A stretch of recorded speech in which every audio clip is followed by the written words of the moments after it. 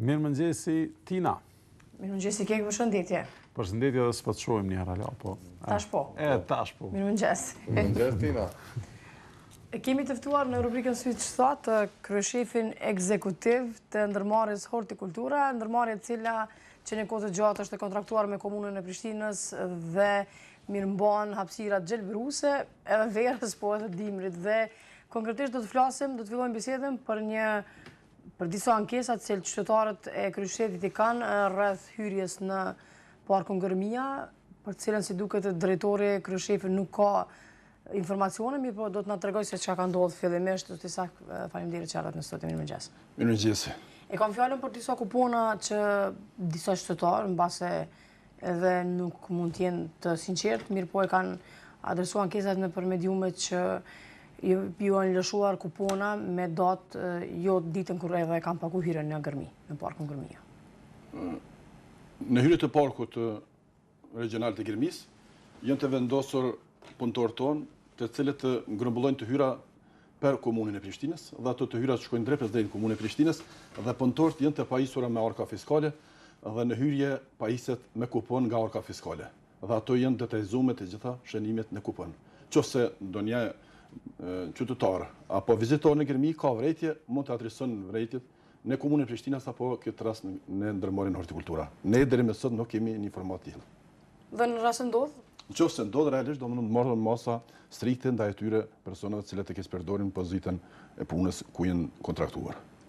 Sa hyrje dalje kemi vetëm këtë vit nëse keni shifrat nga janari deri më tani? Po, në bazë të analizave tona vrejet që në hyrjen e Parkut Gërmis, bestarisht brenda vitit grumbullohen rreth 200.000 euro, të cilat të hyra dorëzohen brenda ditës në thesarin e komunës Prishtinës, dhe nga këto të hyra paguhen në mënyrë indirekte punëtorë që punojnë në mirëmbajtjen dhe ngritjen e sipërfaqeve gjelbëruse në Parkun e Gërmis.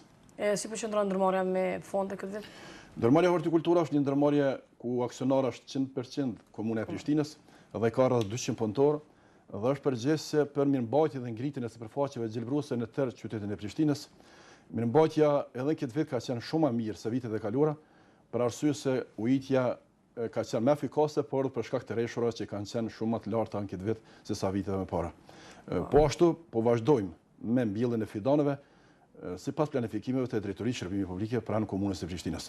Këtë vit po ashtu, kuadër mbjelljeve vjeshtore, ne po planifikojmë të rikultivojmë shumë sipërfaqe gjelbëruse në pjesën e kodrës së diellit, gjithsesi në pjesën afër rrugës B, si edhe disa pjesë tjera të Dardanisë dhe në për kushtet e institucioneve parashkollore dhe shkollore. Dhe sa jeni përgatitur për këtë vit?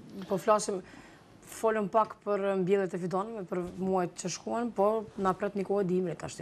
Sa jeni përgatitur, zoti? Po në bazë të planit të biznesit të kësaj ndërmarrja hortikultura vazhdimsi për kujdeset, si në sezonet verore, po ashtu vjeshtore dhe dimrore, dhe mirë po rëndësi të dorës pari kushtohet kohës gjithsesi në fazat e rikultivimit të sipërfaqeve gjelbëruse gjithsesi në sezonin pranverore dhe vjeshtore. Ndërsa mirëmbajtja është e vazhdueshme gjatë 12 muajve. Për këtë arsye ne kemi të angazhuar edhe rreth 22 punëtorë të cilët punojnë në lulishtin e kësaj ndërmarrje, ku bëhet mbjellja dhe rigjenerimi i luleve dhe bimeve dekorative, ku është një vend ku ne kultivojmë gjithsesi riprodhimin e të gjitha fidanëve dhe luleve të cilat i ka nevojë kjo ndërmarrje sipas planeve të komunës së Prishtinës. Gjithsesi këto lule dhe fidane të cilat mbjellen në lulishtin e kësaj ndërmarrje me një sipërfaqe rreth 3000 m2, pastaj bëhet transplantimi dhe mbjellja në sipërfaqet e parqeve që janë pronat të komunës së Prishtinës. Po dhe përvjesht, çka keni planifikuar të mbjellni? Pikërisht rëndësi dorës parë do të jetë përpos pjesë bregut të diellit do të jepet edhe Gërmis. Do të vazhdojmë projekti i Komisionit Evropian deri në fund të vitit. Përpos sjelljes së trenit në Gërmi, do të vazhdohet edhe në rregullimin e disa oazave gjelbëruse në pjesën e Gërmis, pastrimin fitosanitar dhe një rigjenerim i pjesës rekreative në përgjithësi. Po ashtu edhe pjesa e bazenit në hyrje të Gërmis është duke u bërë rregullimi nga komuna e Prishtinës dhe këtë vit pritet që të përfundojnë punët pothuajse rreth 80% asaj pjese. Ndërsa do të vazhdohet A do të jetë gati për vitin e ardhshëm? Si pas informacion që kemi nga Komuna e Prishtinës, me qenë se ajo pjesësisht bazeni i Gërmisë menaxhohet nga ndërmarrja publike komunale sport marketing, në pranverën e vitit të ardhshëm do të jenë gjithçka e gatshme. Dhe treni masi veç e përmendet, a është duke funksionuar drejtor apo jo?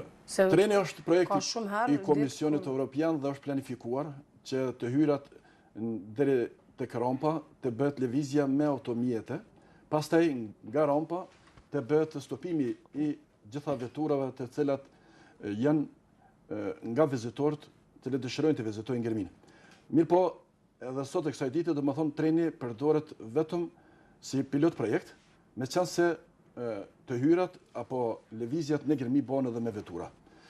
Ne planifikojmë që të ardhmen në Gërmi të lëvizjet vetëm me bicikleta apo me ketren, dhe lëvizja me automjetet jetë vetëm deri tek rampa në Gërmi.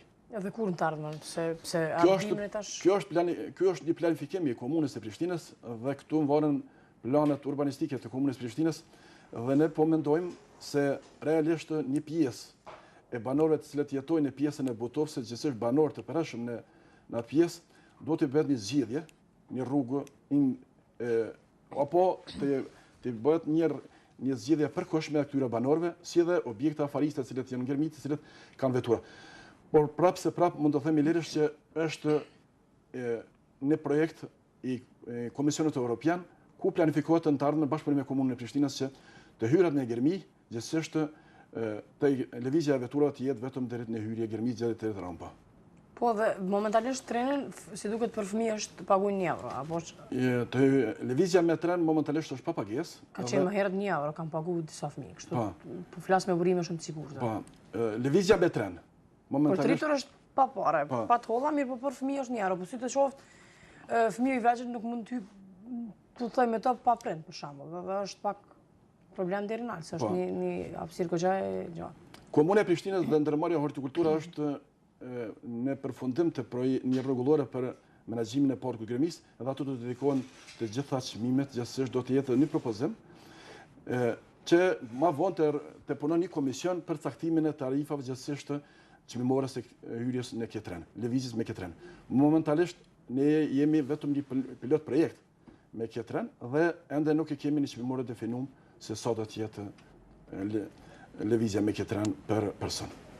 Ndërkaq me vendosjen e, nëse mund me quajt, policëve të shtrirë, çka ka ndodhur atje, drejtor? Pas aksidentit që ndodhi në Gërmi, pas vdekjes së atij personi. Drejtoria e Shërbimeve Publike ka vendosur disa pengesa me qëllim që të ulet shpejtësia e veturave të personave të pandërgjeshëm dhe atyre të cilët nuk i respektojnë shenjat e komunikacionit. Dhe vetëm ato vetëm në atë pjesën ku ka ndodhur aksidenti janë vendosur ato, dhe më tutje jo, nuk ka. Këtu janë mendimet profesionale të ekspertëve që punojnë në drejtorinë e Shërbimeve Publike dhe ata kanë vlerësuar bashkëpunim me Policinë e Kosovës se ku mund të vendosen ato. Para se të hyjmë në emision, drejtor na përmendet që patët edhe një takim me disa përfaqësues tjerë të disa poaqeve tjera. Se mundën e shkurtër na tregu për shkak të minutazhit që kemi. Po, javën e kaluar gjithsesi nga data 6 deri me 10 këtij muaji ishim me një vizitë në Brionet e Kroacisë, së bashku me drejtorin e parkut të Sharit dhe të Rrogovës, bjeshkeve të namën vërtet. Dhe qëllimi ka qenë që të njihemi më afërsisht me parqet e shteteve të Ballkanit. Në këtë konferencë ishin pjesëmarrës edhe udhëheqësit apo menaxherët e parqeve nga Shqipëria. Qëllimi ynë është të njohim gjendjen që janë në këto parqe të Ballkanit dhe është lidhur në marrëveshje që edhe parku i Gërmisë, edhe parqe tjera qofshin ato nacionale apo kombëtare të Kosovës të jenë të integruar në këtë rrjetin e parqeve të Ballkanit. Faleminderit shumë që ishit në rubrikën Sytë Shtatë. Faleminderit për juve. Faleminderit që na ndoqët dhe shihemi prapë nesër.